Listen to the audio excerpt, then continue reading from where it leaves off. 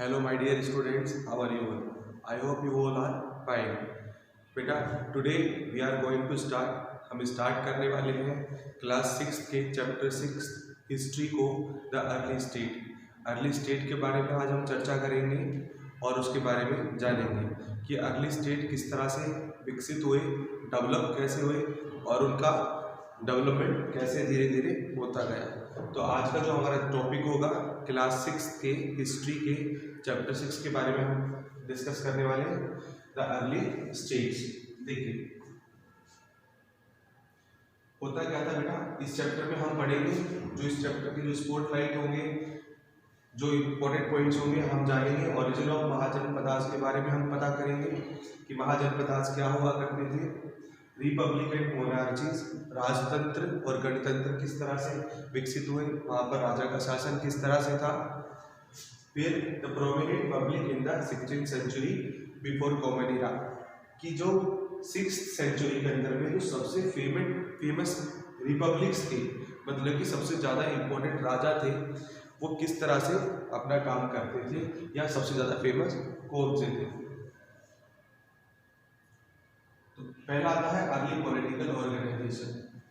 In the last chapter we have read that the Aryans settled in the janas और tribes lead semi nomadic. बेटा जैसे कि मैंने एक बार आपको क्लास में भी या फिर मैंने आपको पहले भी डिस्कस किया था, वो ये कि जो आर्यंस थे, आर्यंस हमारे कंट्री में आए थे अफगानिस्तान और ईरान के रास्ते से, जो पहले मेसोपोटामिया सिविलाइजेशन से बिलोंग करते थे, फिर पंजाब, सिंध, कर्नाटका से होते हुए भारत के अंदर में उन्होंने प्रवेश किया। आर्यंस थे कौन? आर्यंस एक्चुअल में एक लड़ाका कौम हुआ करती थी जो हमेशा लड़ाई में और युद्ध में व्यस्त रहते थे। इनका काम होता था लड़ाई करके या युद्ध करके अपने टेरिटरीज को एक्सपेंड करना, और ये एक तरह से राजा भी होते थे या फिर एक क्षत्रिय टाइप के लोग लगा लीजिए, ठीक है। इनका काम होता था लड़ाई झगड़ा करके या फिर अपने टेरिटरीज को एक्सपेंड करना। और आर्यंस एक तरह से ये समझ लीजिए, अगर हम अपने वैदिक धर्म के अनुसार बोले, हिंदू धर्म के अनुसार बोले, तो आर्यंस का मतलब होता है प्रभु का पुत्र।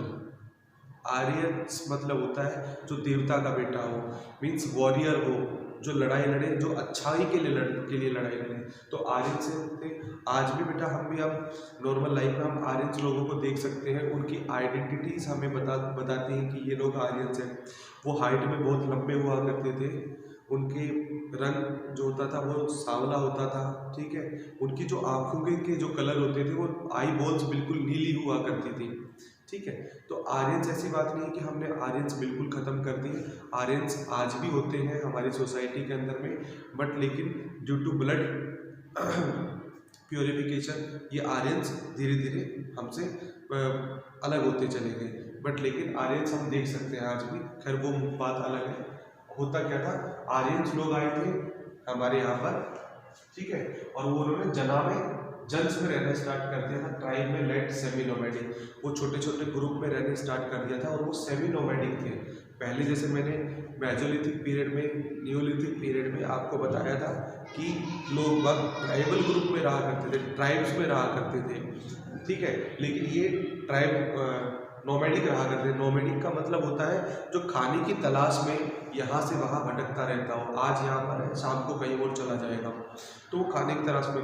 बट लेकिन आर्यंस जो लोग हुआ करते थे वो सेमी नोमैडिक थे, मतलब कि वो कुछ दिन रुकते थे, वहाँ पर रहते थे, एग्रीकल्चर करते थे, फिर उसके बाद में कहीं दूसरी ओर अपना ठिकाना कर लेते थे।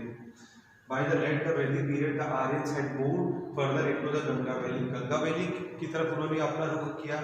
In the sum of these janas were size of power came to know as Janapadas. Janapadas ये वर्ड आपको दिख रहा होगा बेटा, जनपदास। जन मतलब होता है जनता और पद मतलब होता है रहने की जगह।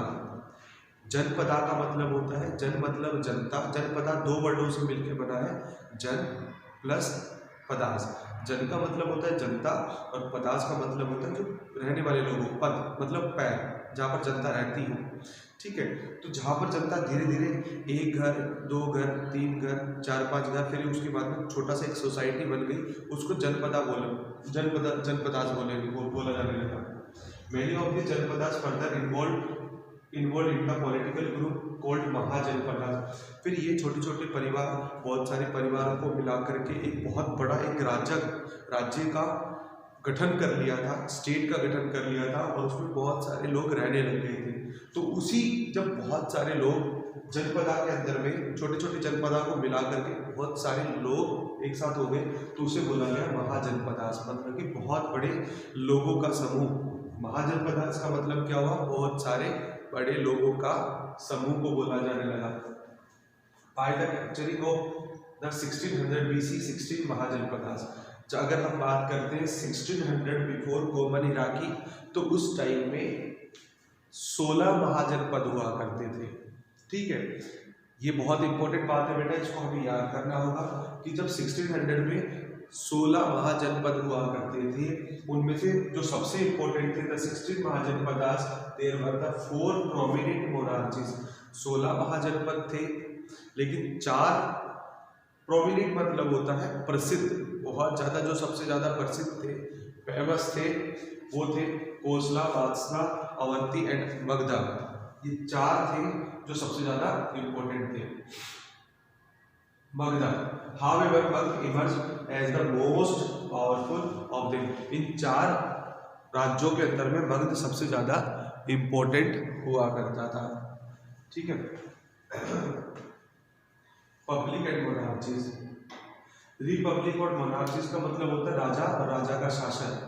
रिपब्लिक और मोनार्चीज का मतलब होता है राजा का शासन, राजतंत्र कैसा हुआ करता था। 2 type of political system privilege in the mahajanapadas. Mahajanapadas, जब बहुत सारे लोग, जैसे कि मैंने अभी आपको बताया, जब एक घर, 2 घर, बहुत सारे घर, बहुत सारे लोग मिलकर के एक साथ रहते थे, उनको महाजनपदा कहा जाता था। तो वो क्या करते थे? उन्होंने पॉलिटिकल ग्रुप बनाना स्टार्ट किया था। They were either republic monarchies, they republic mahajanapadas were ruled by the group of people elected by the people of the tribes. वहां पर क्या होता था बेटा? There were no hereditary ruler. ध्यान देने की बात है, जस्ट बेटा कॉन्सेंट्रेट कीजिए, there was no hereditary ruler. कि महाजनपदा में क्या होता था कि राजा का बेटा राजा, उसका बेटा राजा, उसका बेटा राजा, ऐसा कोई रूल नहीं था। महाजनपदास के अंदर में राजा का बेटा राजा नहीं बनता था। वहाँ पर होता क्या था, वो लोग ज़्यादातर ट्राइब के लोग होते थे, और उन्हीं के अंदर में से कोई एक नेता खुद में खुद जनता के द्वारा चुन लिया जाता था कि भाई अब राजा ये बनेगा, अब राजा ये बनेगा, अब ये हमारा मुखिया ये बनेगा। तो जनता ही फैसला करती थी। ऐसा नहीं था कि राजा मर गया तो उसका बेटा ऑटोमेटिकली राजा बन जाएगा, ऐसा बिल्कुल भी नहीं होता था। There were no hereditary ruler. Hereditary ruler का कोई संबंध नहीं था, राजा का संबंध नहीं था। Decision were taken through the basis of majority. और सबसे अच्छी बात ये थी कि जो डिसीजन लिए जाते थे, जितने भी फैसले लिए जाते थे, वो सारे के सारे मेजोरिटी से लिए जाते थे। मेजोरिटी मतलब कि जो जनता चाहेगी उसके हिसाब से। ऐसा नहीं था कि जो राजा को अच्छा लगेगा वो। मेजोरिटी मतलब जो जनता को अच्छा लगेगा, जो जनपदा को अच्छा लगेगा, वही फैसले लिए जाते थे, राजा के द्वारा नहीं लिए जाते थे। So it was kingdom democratic system, there were people of the head of their political system. जो पॉलिटिकल सिस्टम को जो चलाता था, उसके अंदर में फैसले लेने की शक्तियां सिर्फ जनता के पास में हुआ करती थी। Shakya janapadas. The Shakya janapadas was important republic. उस टाइम में जो शाक्य जनपदा था वो सबसे ज़्यादा इम्पोर्टेंट जनपदा हुआ करता था। Most of the mahajanapadas had two monarchical system. ज़्यादातर महाजनपद के अंदर में मोनार्चिकल होता था, राजा का शासन होता था, लेकिन कुछ में नहीं होता था। आफ्टर द किंग डेथ, राजा के मरने के बाद में क्या होता था बेटा? वो बनते थे। अब आता है मगध। मगध क्या करता था?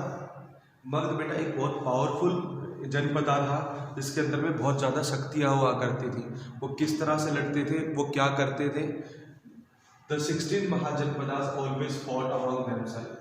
तो 16 महाजनपद हुआ करते थे। या फिर ये, अगर आपको कंफ्यूजन हो रही है बेटा, तो ये समझ लीजिए उस टाइम में 16 छोटे छोटे देश हुआ करते थे। एक बार समझने के तौर पर हम समझ जाते हैं, मानने के तौर पे, कि छोटे छोटे 16 देश होते थे या राज्य होते थे, और वो 16 राज्य आपस में लड़ते रहते थे। ठीक है, तो हम मान लेते हैं तो उस time 16 Mahajanapadas always fought among themselves to capture others territory. वो दूसरे की टेरिटरी को कैप्चर करने के लिए, जमीन को कैप्चर करने के लिए, उनके रिसोर्सेज को कैप्चर करने के लिए वो क्या करते थे, वो परेशान रहते थे। Magadh was emerge the most powerful. जो मगध था वो बहुत ज़्यादा पावरफुल था। 16 महाजनपद थे। 16 मत के अंदर कौशाम्बी, कौशल्या, कोसला, हासला और मगधा। मगध उनके अंदर में सबसे ज़्यादा पावरफुल था। ठीक है, 1600-400 BCE, जब हम 1600 से लेकर 400 BCE बिफोर कॉमन एरा की बात करते हैं, तो Magadha comprise the area of present by Bihar and Jharkhand. Magadh बेटा कहाँ से कहाँ तक था? मगध बिहार से लेकर के झारखंड तक फैला हुआ था। आई होप कि आपने बिहार और झारखंड का तो कई बार सुना होगा कि बिहार और झारखंड में हुआ करता था। The kingdom of rose and prominent in the 700 BCE, 700 BC तक होता था and rapidly expand, और ये धीरे धीरे जल्दी जल्दी से बढ़ता चला गया। In the frontier, Magadha had several advantage over the other mahajanapadas. जो मगध था उसको अदर महाजनपदास से बहुत ज़्यादा पावरफुल था, ज़्यादा पावरफुल था। उसके पास में ज़्यादा सेना थी, इसलिए वो ज़्यादा, उसके पास में पॉलिटिकल लीडर बहुत अच्छे थे, फैसले लेने वाले लोग बहुत अच्छे थे। वहाँ पर अमात्य एक इकोनॉमिक डिपार्टमेंट का सबसे प्रमुख अधिकारी होता था। वो फैसले लिया करता था और वो ही सब कुछ राज्य को चलाने में राजा की हेल्प करता था। तो यानी इस तरह से लगा लीजिए, मगध इसलिए पावरफुल था, उसके पास में जो लोग थे, काम करने वाले लोग थे, चाहे वो सैनिक लोग विभाग के लोग हो, मिलिट्री के लोग हो, चाहे फिर वो मनी को मैनेजमेंट करने वाले लोग हो, सैनिकों का आर्मी के लोग हो, या फिर राजा के मुख्य सेनापति लोग हो, वो बहुत ज़्यादा समझदार हुआ करते थे, चालाक होते थे, और इसी कारण मगध बहुत ज़्यादा पावरफुल था। और मगध एट प्रेजेंट आपने बिहार और झारखंड दो का नाम सुना हो, इन दो राज्यों में फैला हुआ था, बिहार और झारखंड में। तो ये था हमारी 6th क्लास के 6th चैप्टर के थोड़ा सा चैप्टर का पार्ट था। आज हमने जितना पढ़ा, I hope you understand the chapter, and thank you so much for watching my videos, and God bless you all my dear students.